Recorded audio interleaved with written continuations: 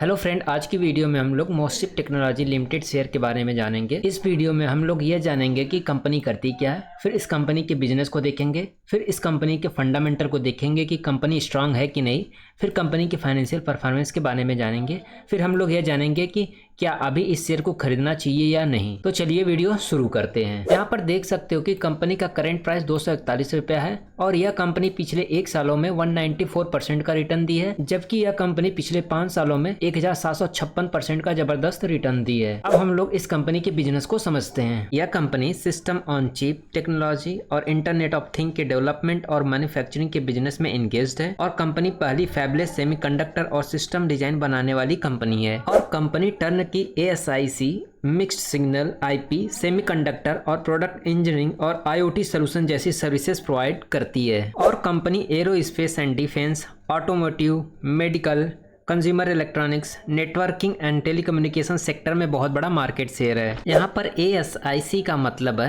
Application specific integrated circuit, जो कि एक कस्टम डिजाइन की गई चिप है जो किसी स्पेसिफिक टास्क के एप्लीकेशन को करने के लिए बनाई गई है। ASIC का यूज अक्सर विभिन्न प्रकार के इलेक्ट्रॉनिक्स डिवाइसेस में किया जाता है, जैसे cell phone, digital watches, electronics toy, communication satellite, AI program, इन सभी में किया जाता है। कंपनी IoT सोल्यूशन के माध्यम से विभिन्न फील्ड में जैसे फायर, इंडस्ट्रियल ऑटोमेशन और स्मार्ट होम में उपयोग होने वाले डिवाइसेस और सॉफ्टवेयर को डेवलप करती है। मोसिप कंपनी का जो मेन ऑब्जेक्टिव है वह हाई टेक इंडस्ट्रीज के लिए अत्याधुनिक टेक्नोलॉजी और डिजाइन सर्विसेज का विकास करना है। और यहाँ पर देख सकते हो कि कंपनी के 5 डिजाइन सेंटर है, जिसमें 1250 एम्प्लॉय है और उसमें से 32% एम्प्लॉय वोमेन एम्प्लॉय है और इस कंपनी के 75 प्लस क्लाइंट है और 600 प्लस प्रोजेक्ट हैं। अब हम लोग इस कंपनी के रेवेन्यू का प्रोडक्ट वाइज ब्रेकअप देखते हैं। तो यहाँ पर देख सकते हो कि कंपनी का 78.5% revenue semiconductor services and product से आता है,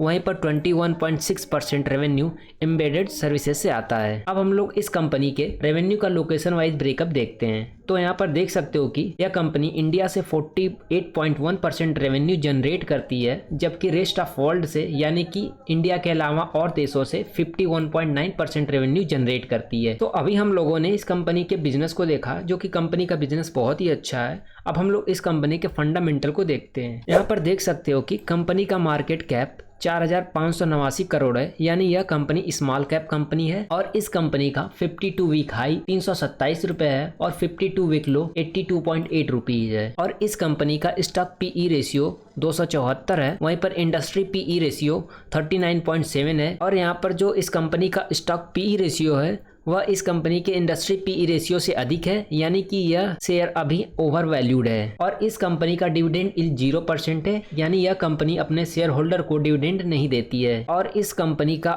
ROCE यानी रिटर्न ऑन कैपिटल एम्प्लॉयड 6.62% है, जो कि डिसेंट है स्मॉल कैप के हिसाब से और इस कंपनी का ROE यानी रिटर्न ऑन इक्विटी 5.17% है, जो कि डिसेंट है, उतना भी अच्छा नहीं है लेकिन उतना भी खराब नहीं है और इस कंपनी का EPS 0.89 है। यहाँ पर इस कंपनी का जो EPS है निगेटिव में नहीं है, जो कि अच्छी बात है कंपनी के लिए। अगर यही इसका EPS निगेटिव में रहता तो इसका मतलब कि कंपनी अपने बिजनेस से प्रॉफिट नहीं जनरेट कर रही है और इस कंपनी का डेट टू इक्विटी रेशियो 0.31 है, जो कि 1 से कम है। इसका मतलब कि कंपनी के ऊपर ज्यादा कर्ज नहीं है। यही अगर कंपनी का डेट टू इक्विटी रेशियो 1 से अधिक रहता तो इसका मतलब कि कंपनी के ऊपर ज्यादा कर्ज है और इसका करंट एसेट्स 205 करोड़ है, जबकि करंट लायबिलिटीज 130 करोड़ है। यहाँ पर कंपनी का जो करंट एसेट्स है उसके करंट लायबिलिटीज से अधिक है, जो कि अच्छी बात है कंपनी के लिए। किसी भी कंपनी का करंट एसेट्स उस कंपनी के करंट लायबिलिटीज से अधिक होना चाहिए और इस कंपनी का पीट्रोटिक स्कोर 5 है, जो कि डिसेंट है। अब हम लोग इस कंपनी के शेयर होल्डिंग पैटर्न को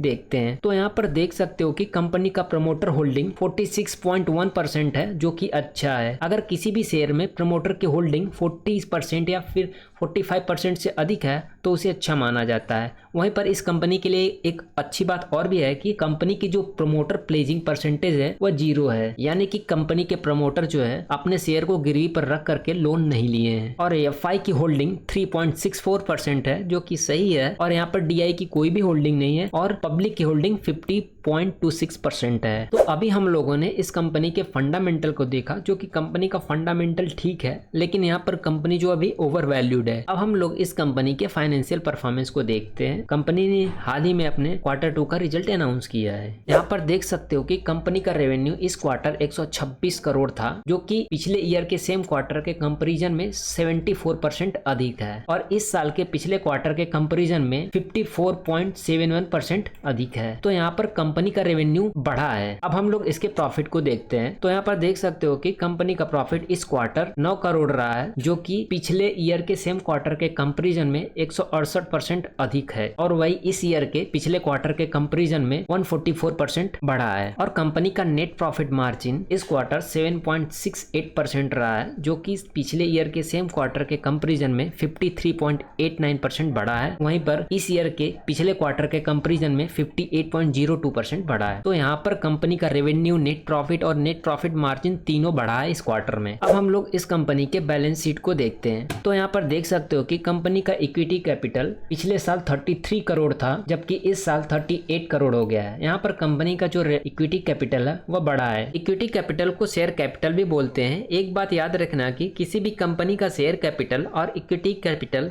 कांस्टेंट होना चाहिए, या चेंजेस भी हो तो ज्यादा चेंज ना हो। और कंपनी का रिजर्व्स पिछला साल 80 करोड़ था, जबकि इस साल 255 करोड़ हो गया है। यहाँ पर कंपनी का रिजर्व भी बढ़ा है। रिजर्व में ऐसा फंड जिसको कंपनी अलग से रखी रहती है फॉर स्पेसिफिक और जनरल पर्पज के लिए, या इसको ऐसे बोल सकते हो कि कंपनी अपने प्रॉफिट का कुछ हिस्सा सेव करके रखती है फ्यूचर के लिए, इसी को रिजर्व बोलते हैं। तो अभी हम लोगों ने कंपनी के फाइनेंशियल परफॉर्मेंस को देखा। कंपनी का फाइनेंशियल परफॉर्मेंस बहुत ही अच्छा रहा है। तो कंपनी का ओवरऑल बिजनेस भी अच्छा है, कंपनी फंडामेंटली भी स्ट्रांग है, और कंपनी का फाइनेंशियल परफॉर्मेंस इस क्वार्टर बहुत ही अच्छा रहा है। तो ओवरऑल कंपनी बहुत ही अच्छा है। लेकिन यहाँ पर इसका जो स्टॉक पीई था वह इसके इंडस्ट्री पीई से अधिक था, यानी कि कंपनी अभी ओवर वैल्यूड है। तो इसमें अगर थोड़ी बहुत गिरावट होती है तो वहां पर एक बाइंग अपॉर्चुनिटी बनेगी। जैसा कि आप लोगों को पता ही होगा कि इस टाइम ओवरऑल मार्केट गिरा हुआ है, जिसकी वजह से इसके शेयर प्राइस में थोड़ी बहुत और गिरावट देखने को मिल सकती है। लेकिन अगर आप लॉन्ग टर्म के लिए इस शेयर को खरीदते हो तो उसमें अच्छा खासा प्रॉफिट देखने को मिलेगा। तो बस इतना ही आज की वीडियो के लिए। अगर वीडियो अच्छी लगी हो तो वीडियो को लाइक और चैनल को सब्सक्राइब कर लेना।